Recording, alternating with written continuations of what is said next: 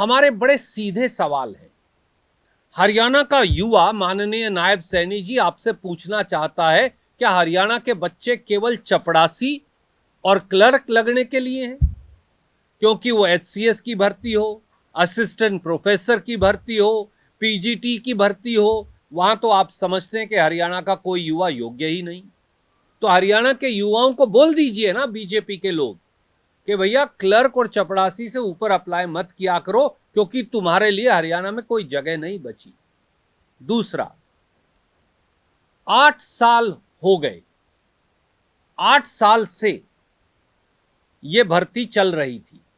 2019 में पहला इश्तहार निकाला, फिर इश्तहार निकाला, 26 में भर्ती हुई।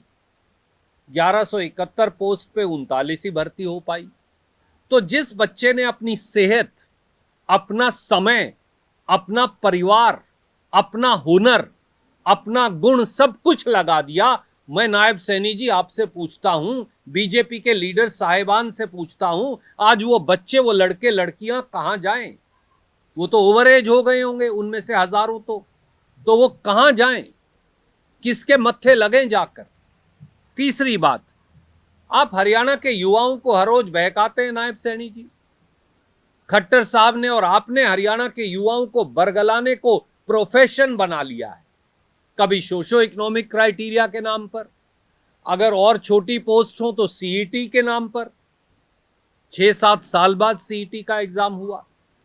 इसी प्रकार से अब कह दिया कि एचसीएस हो या दूसरी क्लास 1 क्लास 2 की पोस्ट हो, पेपर पैटर्न यूपीएससी की तर्ज पे होगा। तो अब पेपर पैटर्न के नाम पर भर्ती कभी होगी ही नहीं। तो बोल दीजिए ना कि ये लॉलीपॉप जो भर्ती का है वो 2029 के चुनाव से 6 महीने पहले ही मिलेगा, क्योंकि हरियाणा के युवाओं को नौकरी नहीं, लॉलीपॉप दे रही है बीजेपी।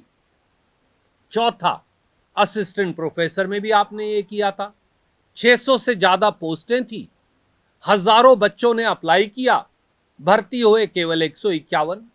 क्या हरियाणा में कोई ऐसा लड़का या लड़की नहीं जो असिस्टेंट प्रोफेसर, एचसीएस, पीजीटी उन नौकरियों को पा सके? एससी और बीसी के हमारे बच्चों का और बुरा हाल किया, इकोनॉमिक वीकर सेक्शन के बच्चों का और बुरा हाल किया।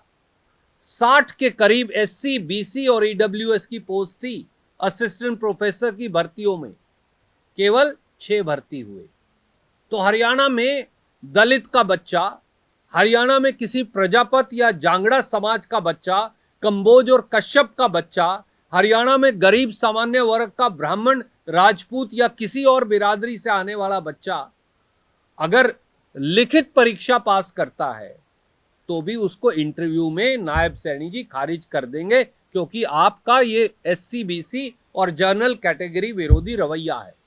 और पांचवा और सीधा सवाल, आजकल मोदी जी का स्टाइल अपनाने की बहुत कोशिशें हो रही हैं नायब सैनी जी द्वारा। अब परीक्षा पे चर्चा करेंगे मुख्यमंत्री, आज कैथल में कर रहे हैं। भैया परीक्षा पे तो चर्चा कर रहे हो, पर नौकरी तो कोई नहीं दे रहे। बच्चा परीक्षा पास भी कर लेगा अपने हुनर और गुण से, परीक्षा में चर्चा का फायदा क्या है जब रोजगार ही नहीं दोगे? क्योंकि आपको तो हरियाणा का कोई बच्चा योग्य दिखता ही नहीं। श्रीमान नायब सैनी जी, हरियाणा के युवा पुकार पुकार कर कह रहे हैं, आपको भी और बीजेपी के लीडर साहिबान को भी, उन केंद्रीय मंत्रियों को भी जो बड़ी बड़ी गाड़ियां और कोठियां लिए बैठे हैं, उन सारे प्रदेश के मंत्रियों और विधायकों को भी बीजेपी के, उन सब सांसदों को भी बीजेपी के सामने आइए और जवाब दीजिए कि हरियाणा के बच्चे क्यों बीजेपी उनको नालायक समझती है, जबकि हमारा यह मानना है कांग्रेस पार्टी में कि हरियाणा का युवा सबसे प्रतिभाशाली है, हरियाणा का युवा गुणी है, हरियाणा के युवा में हुनर है, शिक्षा है, पर नायब सैनी जी ने उनके मौके रोक रखे हैं। ये क्यों? इसका जवाब दीजिए।